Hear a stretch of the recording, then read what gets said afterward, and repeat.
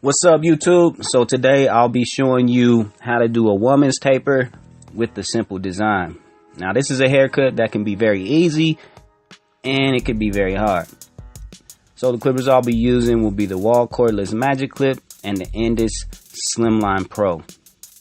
I'll also be using this white comb, this blue comb, and this green comb or greenish yellow comb throughout the course of the haircut. The guards for the Wahl Magic Clip are the number 2, the 1.5 guard, and the number 1 guard. I'll also be using some of these hair clips just to keep her hair in place so it's not falling all over the place while I'm cutting her hair. And finally, I'll be using 2 pair of scissors, which are these scissors on the these shears on the right, which are considered as blending shears or thinning shears. They're really good. That's a really good tool when you're trying to get in the spots that are very difficult that clippers can't get into. Okay, moving into this haircut, I'm gonna be starting off with the number 2 guard on the Wahl clipper with the lever all the way open, and I'll be using the white comb as a reference or as a guide to let me know where I need to stop at. So while I'm cutting her hair, as you can see that I'm using a C motion while I'm cutting her hair. I'm not digging into her head because this client, she doesn't want her hair to be, or her taper to be ultra high. She just wants to keep her curly look on the top and have that tapered look in the back. So whatever the client wants is what I'm gonna give the client.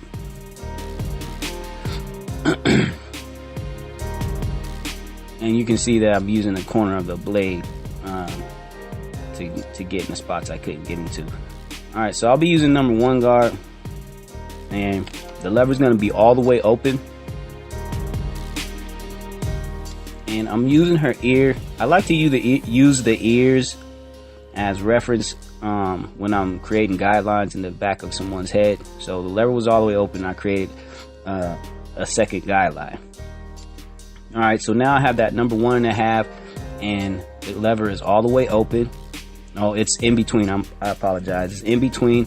So with that number 1 all the way open and that number 2 all the way open, I have the number 1.5 halfway in between, and it's bringing the blend right together. You can see that line just melt away. And I'm using the corner of the blade while I'm creating this taper look on the back of her head. So I still have the 1.5 guard on, and I'm going just above the portion that I just blended in from the 1.5 all the way close or halfway between. Alright, so there's a line right there, and I'm gonna go back with the number 2, and I believe the lever is all the way open again, or yeah, the lever is halfway between. So I have the lever halfway between, and I'm going just above that 1.5 that was completely open. So now I'm going to be using the scissors, the blending shears, and these blending shears, man, if you don't know how to use blending shears or scissors in general, man, I suggest just start practicing. It's really helpful when you're trying to get in the spots that you can't necessarily get into with clippers.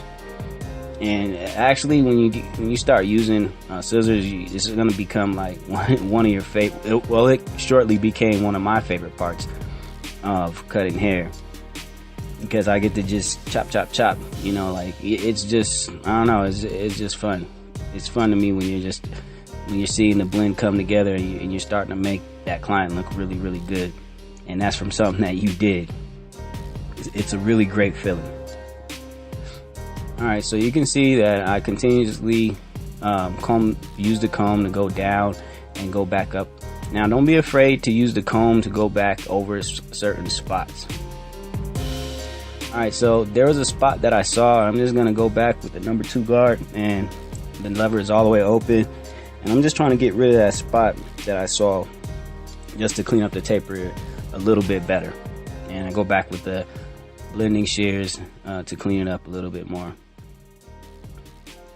Alright, so now I'm using the Andis Slimline Pro, and I'm doing the back of her hair, or her tape. I'm lining her up on her taper. And her taper is kind of unique. She has like a natural M shape in the back of her head. So we had a conversation and we decided what would look best, and we came out with this. So if you look, you can see like it's like an upside down W or an M shape in the back of her head. And I don't go with the trimmers all the way behind her ears because that's where the curly hair starts, and that's her uniqueness. You can see me now. I'm starting to do the simple design, and on this simple design, you can see me use the trimmers. Both sides of the line are being hit with the trimmers. So I flip the trimmer upside down after I create that first initial part on the line, and then I hit it again once I flip it upside down on the bottom half of the line. When you do this to a part or a line, you really make the part stand out, and it doesn't look all sloppy and messy once you finish with your design or with your part. So I'm just doing a little bit of the cleanup work right here, and I'm gonna be moving into the side of her head next. Yeah, so I spray her head with water, and on her sideburns, women, if you don't know, a lot of women, they do not want that ultra defined look from trimmers. So I sprayed her sideburns with the water. I combed it, and she has really curly hair, so you had to make sure it was wet enough to stay a little bit straight. And so I just cut around her ears. She wants to keep that natural curly look, and she wants it to come down around her ear, and she just wanted to have like a simple taper and to have her sideburns trimmed and or shaped a little bit. So you can see me, I'm using the comb to help me get those loose hairs out and cut around her ears. And again, I'm going back with the blending shears. Alright, so on this side, I'm doing the same thing. Her initial haircut she had previously to this one, this side was higher than the other side because that's the way she wanted it. But as you can see, I'm doing the same thing with the scissors and the water.